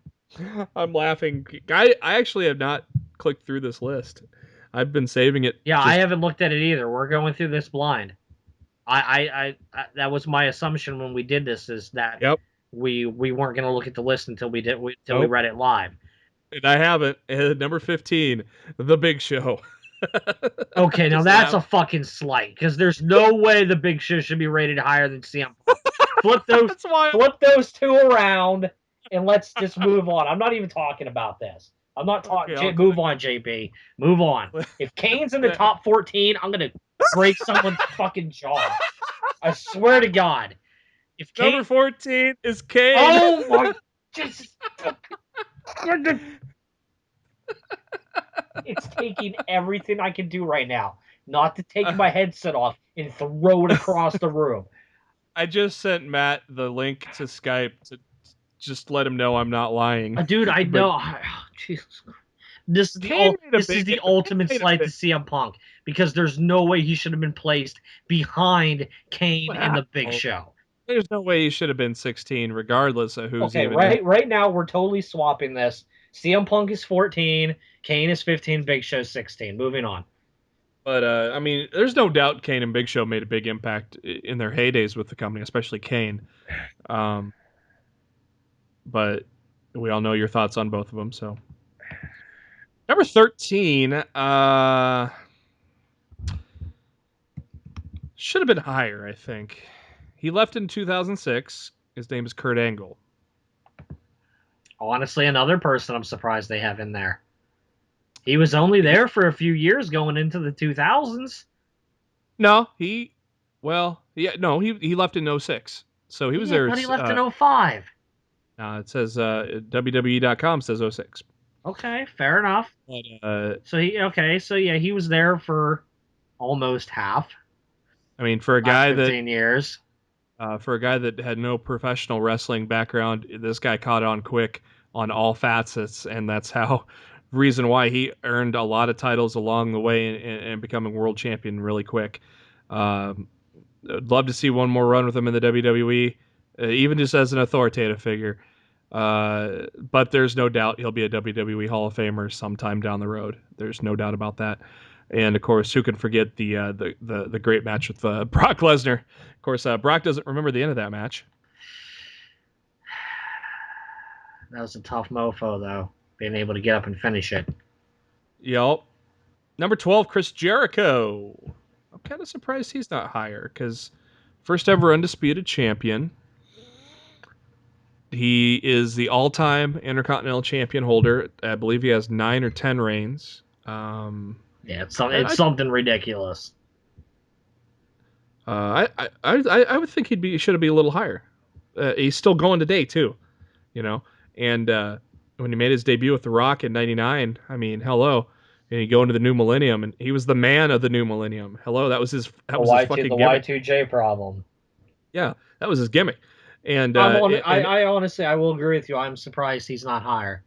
But let's wait and see who's in front of him. Let's see if we can make an argument for who he should be in front of. Well, obviously, Big Show and Kane are out of there. Well, so obviously, he's ahead of both of them in this countdown that we're running down. So, I mean, let's wait and see who's in front of him, and let's see if there's an argument to be made that he should be in front of one of these people upcoming. I don't think I don't think 11 should be in front of him, but there is a case that can be made that he is, and it's Batista. Batista had a hell of a run, went from Evolution on until he left. Obviously, his last run with them wasn't that great until Evolution reformed and took on the Shield. I can. Uh, but again, he's in the books as a Royal Rumble winner too. So He uh, doesn't have the championship victories of Chris Jericho, no, but the main event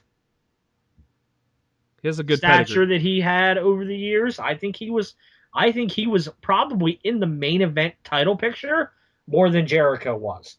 And I thought his heel run, the spotlight on me, was brilliant. It's fantastic. It Absolutely was a phenomenal.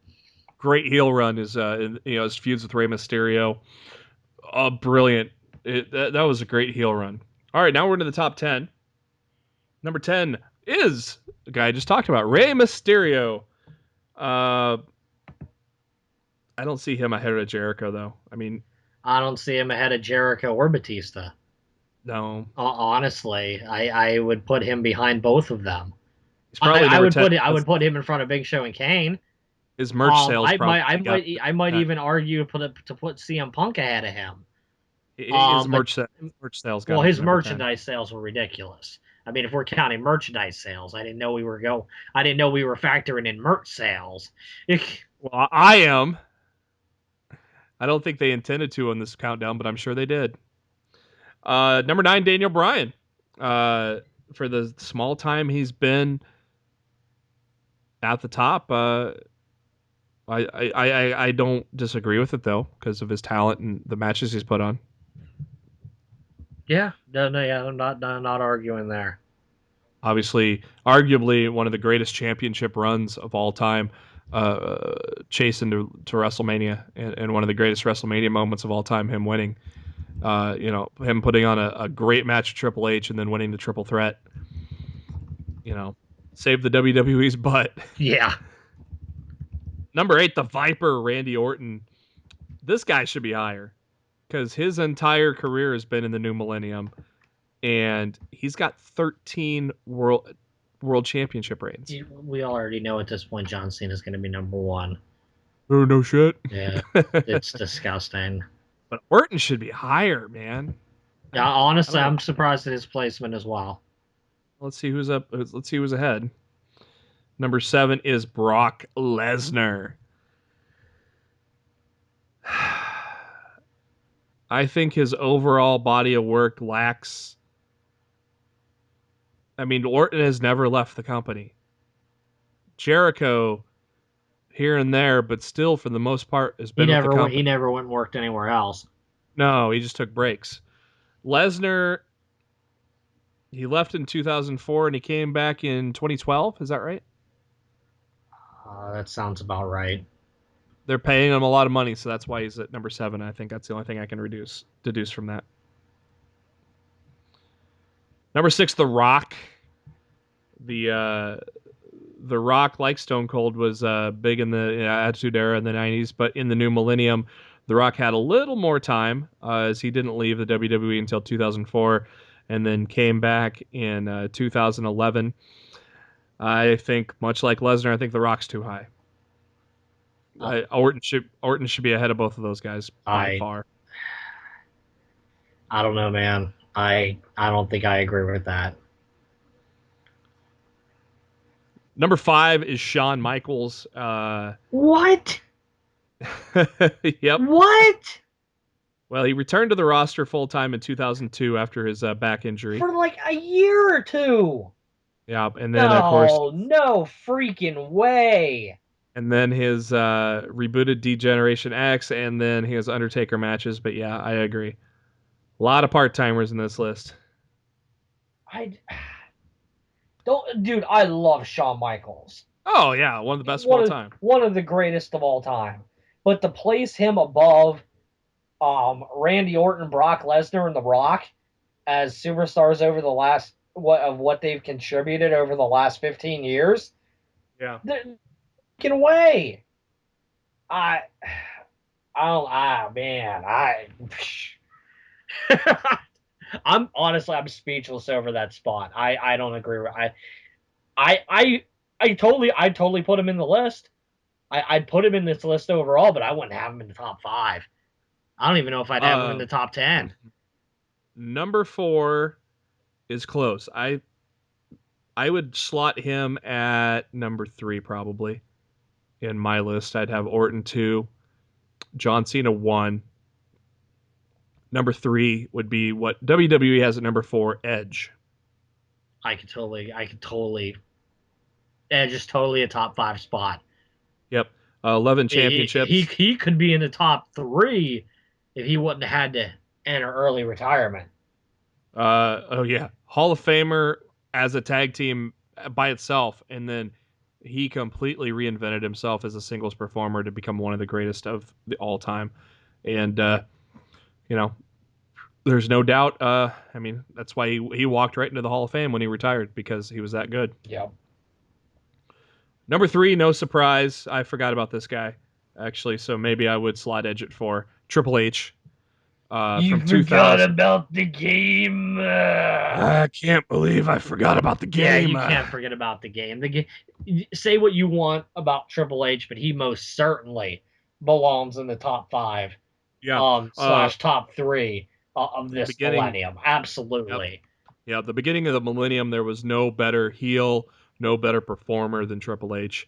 And now, as an authority figure, and occasionally wrestles, we could still say, hey, he's still good at what he does now, inside and outside of the ring. Yep. So, yeah, I completely spaced off Triple H. Number 2 is The Undertaker. I think he falls into that not there enough for me to put him in. I'm trying to think when he started doing the I'm only working WrestleMania gimmick. The last Shawn match to the first Triple H match was a year, and he wasn't in any of that. It wasn't on TV. Okay, so like the last 5 years, he's been doing the year gimmick. He's been doing the yearly gimmick. But I mean, before that, he was working all year round. So Yeah, I mean, for like 10 of the 15 years, the dead man was riding high. Yeah, yeah, two's a little high though, I think. I'd put him in the top 5. But he's almost a. I mean, I wouldn't say lifelong company fan because he had a fairly lengthy run with WCW, I but wouldn't say nobody remembers those say days. fairly So, lengthy. I I uh, don't think he was that long. yeah, 2 or 3 years I thought, but maybe I'm wrong. I don't consider 2 to 3 years fairly lengthy. I don't know. Maybe it's just recent history that I wouldn't want to put Undertaker that high. I don't know. I don't know. But I mean, I can totally see the argument for Undertaker in the top 5, even in the top. he completely reinvented himself in 2000, and I love the biker gimmick, even though I don't know, some people didn't, but I loved it. In the Return of Uh, the Dead Man at WrestleMania 20. yeah. So, yeah, I don't know. I'd have to think about it a little more. I still kind of like Edge and Orton over Taker for some reason. I don't know why. Yeah, Maybe I'm just counting titles too much. I Hey, think you might be because who's number one? I don't even want to talk about number 1. Because you got to the point where the Undertaker didn't need the championship, and I Yeah. don't think the Undertaker wanted the championship. I think if the Undertaker went to Vince and said I want the title, I think Vince would have given it to him. Oh, You yeah. know, I think honestly the amount of reigns Taker had was attributed to the fact that he wasn't all about himself, that he was trying to help other talents get over while he was there. He had his streak. To him I feel his streak was probably just as important as a championship. Yeah. So yeah, All right. that's the way I look at it. Yeah. Yeah. Again, I mean, we're just doing this on the fly. So, like I said, I forgot about Triple H somehow. So, and number 1, top 25 superstars of the new millennium, Hornswoggle. That's not, okay, I can see that. Yeah, I can too. Now it's John Cena. Hello. Duh. I'm not even talking about it. John Cena's number one just for Fruity Pebbles alone. And so The Rock just put him up there, basically. So there you go. WWE's Superstars of the New Millennium Top 25. We agree with some, disagree with others. And let's go to Raw. Raw comes from San Jose, California. It is episode number 1158. And we start off with a tribute to Roddy Piper. Great tribute, great video tribute. Everybody on stage wearing the Hot Rod shirts. Well done by the WWE. We opened the show with Seth Rollins cutting a promo. And what do you think of Seth Rollins' new shirt? You can't see me. It's phenomenal. Never shuts up. First shuts up.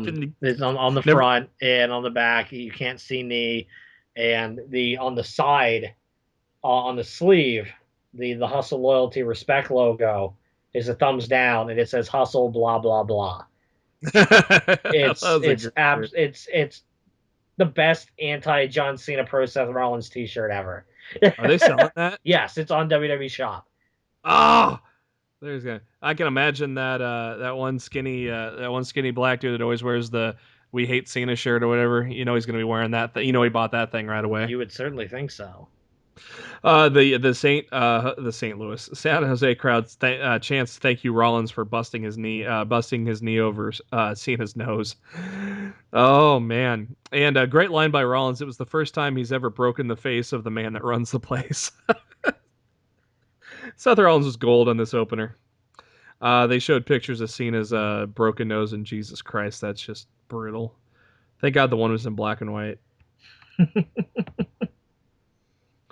Rollins says they want to do a match one more time, one-on-one, title for title at SummerSlam. I'm assuming that's going to happen.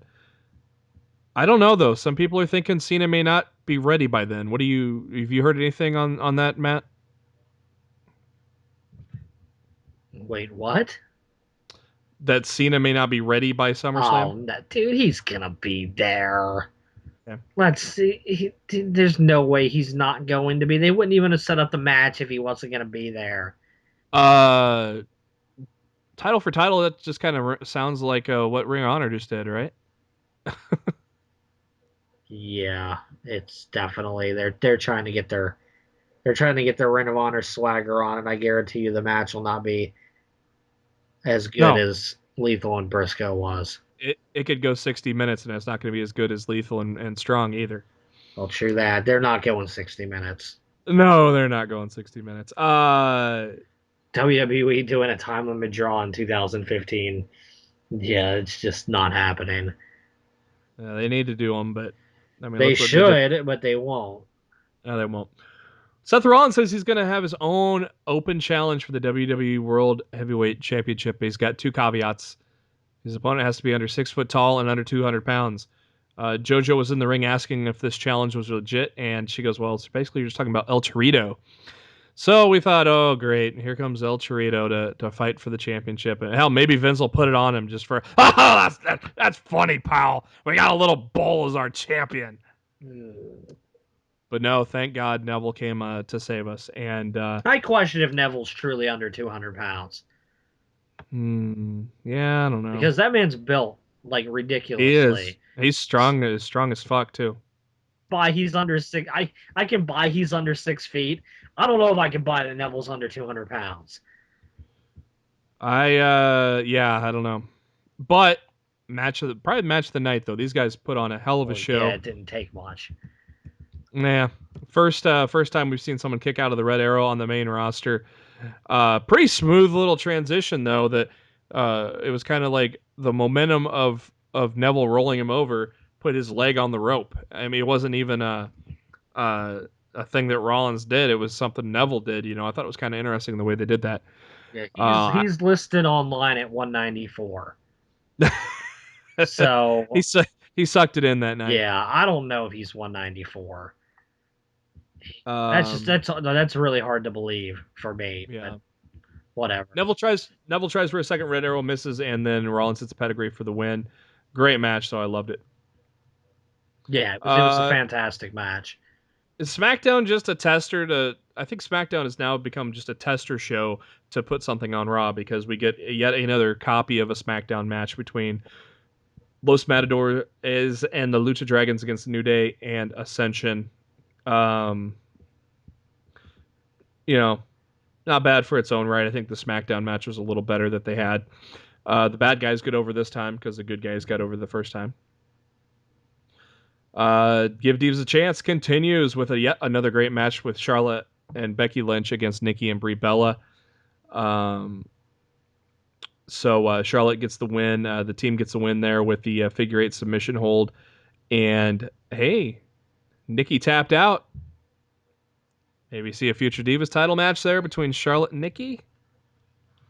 I don't know. I still think they're doing a stable fight at SummerSlam because I think, as I Yeah, said, I think Nikki drops the title at Night of Champions because at the Night only of two things Champions that because by Night of Champions in September she's gonna pass. She's gonna pass AJ. yeah, So and the only two possibilities would be the elimination match, but I don't know if WWE's smart enough to figure out to do that. I'm thinking it's going to be a battle royal, and the winner's the number one contender. My gut says battle royal right now. well, the old school diva way to settle this would be a battle royal. I'm hoping we don't get one. No, the old school way to do it would be a bra and panties match. No, I meant like in the last 10 years.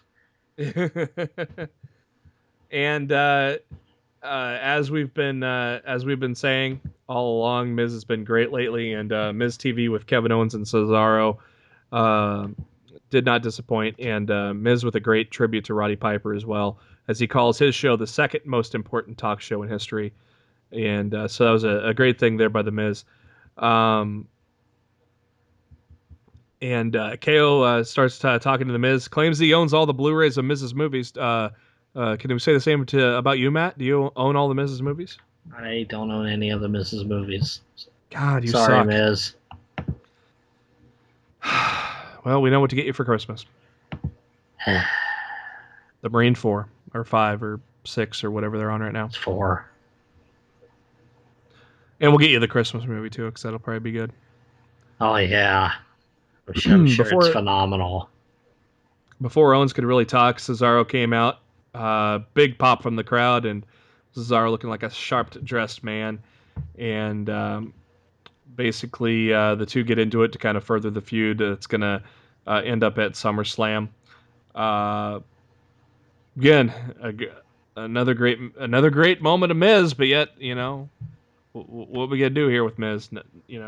Probably gonna be stuck in a match with the Big Show at SummerSlam.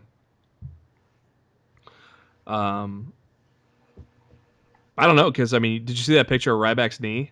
Yeah, dude, it's Oh, it's not pretty. But they say that triple threat's gonna happen at SummerSlam. yeah, they So announced two matches today. .com did the triple threat at SummerSlam, and the Wyatts against Ambrose and Reigns. Unfortunately, no Sting. But we transitioned to Rusev Mark Henry. That was a squash match. Thank you for coming, Mark Henry. King Bird against Zack Ryder. Another squash match. Thank you for coming, Zack Ryder. Another great promo with Brock Lesnar and Paul Heyman. Hey, Brock Lesnar gets paid to just stand on some steel steps in the ring. why the fuck not? Best paycheck in the industry, man. No shit. Once again, not much you can say about promos from Heyman because they're always good. So if you missed it, you suck. Paige against Naomi. And Paige, another good match here. And this one went about 8 minutes. So about 20 minutes of Divas, over 20 minutes of Divas matches again this week. And obviously, Paige gets the tap out submission win with the PTO, as they are now calling Paige, Becky Lynch, and Charlotte the submission sorority or sorority submit. I don't know. Sorority submission or submission sorority, one of the two. And of course, Paige is going to be interviewed by Steve Austin on the WWE Network, so of course she had to go over on Raw. Did you catch that yet? I haven't seen it yet. Yeah, I did. It was solid. Good. They re-showed the tribute to Roddy Piper, and from what I heard from some people in attendance at the show, while they were showing that, that's when they honored the little 8-year-old boy who is fighting cancer. He had submitted a great Tough Enough video. Yeah. and the and the WWE put out the Skype chat that the kid had with Triple H and Stephanie, where Triple H said he's going to bring him to San Jose on the Raw from this week, and he's going to award him a WWE contract in the Money in the Bank suitcase or briefcase, and he gets to have his favorite superstar along with him in the ring. And I loved it. An 8-year-old kid said his favorite superstar is Stardust. I just loved that. How sucky would it have been if he would have said Cena I know and that would have been. Cena wouldn't have been able to appear because of his freaking nose. I mean, It's just too that would have bad. been awful for that poor kid. It really It's worked just out in their favor that he didn't pick John Cena. it's just too bad that Stardust is a heel. Otherwise, this would have been a great thing to show live. Yeah, you can't show that with Amel coming in next week. Now, so but it is online. Go to our Facebook page. I have posted that for you. Make sure to watch it. It's really cool what Stardust did for the boy too and everything, and just a great 5-minute video of the contract signing and everything. I loved it. Um, Roman Reigns and one thing I forgot about with the Wyatt family, I thought was kind of interesting, kind of cool. They do their typical backstage promo in a dark room full of smoke, and Sheamus kind of entered for that promo. I thought that was kind of cool, a little something different to have someone kind of enter the secret place and cut a promo, and then Reigns and Ambrose kind of do a promo, and Ambrose pays tribute to Roddy Piper by using the bubblegum and kick ass line. That was pretty cool of him, and Orton joins them to say it's time to kick some ass. So we get ourselves a 6-man tag match to main event Raw. Uh, I thought it was a pretty good tag match, not match of the night, but a pretty solid match between all parties involved. So It that's gonna. honestly, it was a feel good match for a Yep. Roddy Piper tribute show. Yep. You could end it on a sour note. That's for You sure. ended it on a high note with Dean, doing the Piper stuff and giving the crowd a feel good moment to go home to, Yep. Yep. and you Definitely can't fault him for that. a solid Raw. Some squash matches we probably didn't need, but overall I thought it was a solid Raw and great Divas action and great start to the show and a great finish to the show as well. My good friend John Canton, who is owner of TJR Wrestling and also writes for What Culture, recently posted an article of 10 SummerSlam rumors for the upcoming pay per view. So we're gonna go through those real quick and kind of give our scale of 1 to 10 on the likelihood of them happening. And Matt, the first one to start off is Bayley will be added to the Divas Revolution storyline. No, Yep. I'm gonna say I think she was supposed to be in there instead of Becky Lynch before she got hurt. I don't believe so. You don't think so? No, I think Um, Becky Lynch, right now as a part of a group like that fits into the main roster a lot better than Bayley. Bayley's a gimmick that needs more explaining yeah, than her just Becky Lynch, Charlotte, and Sasha Banks. They're a bunch of badasses. they have edge to them. Yeah, Yeah. but Bayley's gimmick needs more explanation and understanding, almost like Emma's did that didn't get it. Hmm. So I feel when Bayley comes up to the main roster, they're gonna have to build her with vignettes, and they're gonna have to the crowd is going to have to understand who she is and what she represents, and hopefully, as more eyes lock on to the NXT brand, it won't be that hard to bring her up. But I don't see her joining the Diva Revolution at SummerSlam. Yeah, between 0 to 10, I would give it maybe a 2. I wouldn't completely outlaw it, but it makes no sense. Next one up, the New Day will win back the tag team titles. I'm gonna I'm gonna give that a solid 9 because anything can happen in the WWE, but I think they're walking out with the championships. I think they're nuts if they don't. Yeah, and then also that will set up because Jey Uso's back next month, so right there, a new fresh tag team feud. Dolph Ziggler will team with Lana against Rusev and Summer Rae.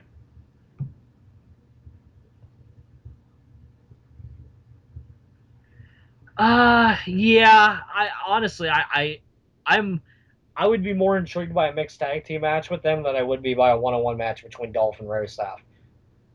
Because Yeah, I saw that match plenty of times when Rusev was on a tear, and I really wouldn't be that interested in seeing it again. I would think a mixed tag match with the girls would add a lot more to that match than they have. yeah, and it's Lana's in-ring debut, so I think SummerSlam's a good place to debut that. All right, next up here is Daniel Bryan will return. Now, here's the thing. He is cleared by his personal doctor, but the WWE doctors are hesitant to return him to action. Do you bring him back into basically it's not a match, but more so to be on the show and start a new storyline? I'd bring him back on Raw the next night. Mm. I wouldn't bring him back at SummerSlam. What if they clear him and he's the surprise third entrant in the Intercontinental match? There's no surprise entrant there. They're just doing the triple threat match again. Do you think Ryback's gonna be ready then? Yeah, Ryback will be ready. He said he's going to be ready. I take the big guy's word for it. That just leads us to the next one. Ryback will be forced to vacate the Intercontinental title. Yeah, I don't see that happening. Yeah, the picture kind of shows that he's not healing quickly, but yeah, that'll be interesting to see how that pans out. Stephen Amell from Arrow will wrestle Stardust. I am thinking he's just going to be in Neville's corner. I think he's going to work. You think he's going to actually wrestle or Yes. get involved physically? I think he's going to wrestle. Cool. Even if it's a tag match, I think he's going to wrestle. He does all his own stunts on Arrow. He's a very talented guy. I definitely can see him wanting to get in there and doing this. Yeah, Arrow is definitely a show that I have on my get to hopefully soon enough on Netflix. You're already 3 seasons behind, bro. You need to catch up. I know. I've heard it's a good show. It's good stuff. All right. Next up is Kane may attack Brock Lesnar, leading to Undertaker winning. No. It was why involve Kane in this? Well, I mean, Brock Lesnar. If you wanted to involve Kane in this, Undertaker could have brought him up as a reason for him coming back to take out Brock Lesnar. He didn't even give a fuck about Kane. So no, yeah, the reason is you wouldn't stop talking about my streak for a year. Okay, so you didn't even give a fuck that this dude just broke your brother's ankle last week. It is all about them not stop talking about the damn streak. So no, I don't see Kane being involved in this in any way. Next one up, Undertaker could bring back the biker look for the match at SummerSlam, as this is kind of billed as more of a personal fight where Taker puts gimmicks aside and comes out as kind of the biker badass that he was. See, that's an interesting theory, because according to Fred Durst, Limp Bizkit was approached to perform at WrestleMania 32. Yep. And he turned it down because obviously he says WWE is quote unquote pussified now. He's still butthurt over getting escorted from ringside at SummerSlam a few years ago when I was there when he flipped the bird at the camera. But that's neither here nor there. To want Limp Bizkit to perform at WrestleMania 32, which, no offense to Limp Bizkit, but they haven't been relevant in a really long time. So to want them to perform in Dallas says to me like they might have wanted them to come in and perform Rollin' for The Undertaker. And WWE Shop has recently released a Dead Man Inc. shirt. So, you know what? That actually might be a safer style for him to work between now and WrestleMania, being the brawler. I could see. I could see that. I could see Dead Man walking. It makes sense to put the badass coming back. Yeah, it makes sense to put the theatrics aside for this fight. And I mean, you saw the pull apart fight they had, and Lesnar's like, says, "I'm gonna kill you," and Taker's like, "You're gonna have to." One of the best improv lines I think WWE's had in ages. Yep, yep, yep. Sting will appear during Bray Wyatt's match. Are they trying to swerve us by saying he's flying out? God, I hope so.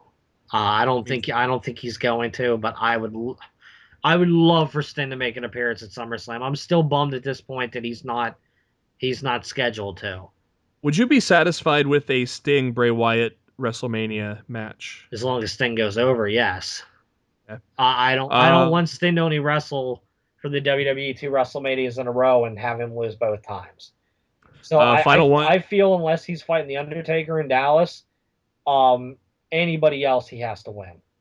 Mhm. And I would even Final. be okay with him beating. I would be okay with him beating the Undertaker, but I don't know about Taker going out on this last match in a loss. So I don't know. Uh, Broadway is my guess or my wish for that one. But final one. John Cena won't wrestle due to his broken nose, which you've already addressed. That's not fucking happening. All right, that's going to do it for this edition of Lost in the Midcard, kind of a supersized edition as we fit in some things we've been wanting to fit in for a while, and of course we had to pay tribute to the great Roddy Piper. Matt, what are your thoughts going in to this next week? Hopefully nothing else bad happens in the world of professional wrestling this month, and we can actually enjoy SummerSlam for what it is. I'm tired of the deaths in pro wrestling this year. I'm tired of the scandals. I'm tired of all the negativity surrounding this business. And I would like to be able to enjoy the product for what it is for the rest of the month. So, no more bullshit. Fully agree. That'll do it for Lost in the Midcard episode 29. As always, thank you to spiderduck.net for allowing us to be on iTunes. You can search or you can subscribe to us on iTunes and YouTube. And both links are on our Facebook page, facebook.com/Lost in the Midcard. Go to the notes section.